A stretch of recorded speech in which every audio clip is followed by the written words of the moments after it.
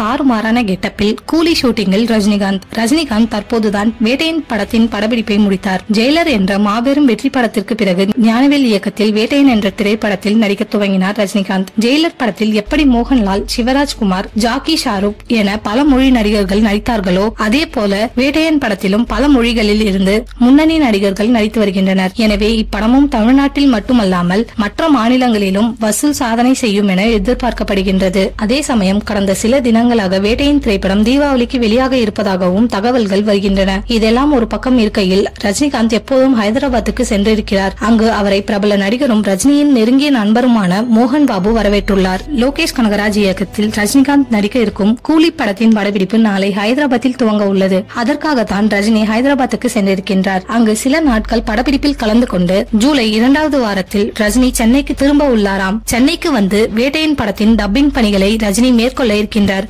வேட்டையின் திரைப்படத்தில் ரஜினியின் போர்ஷன் முடிந்தாலும் இன்னும் சில தினங்கள் படப்பிடிப்பு நடைபெற உள்ளதாம். எனவே அதனையும் முடித்துவிட்ட பிறகு ரஜினி வேட்டையின் டப்பிங் பணிகளை துவங்குவார் என்று தெரிகின்றது.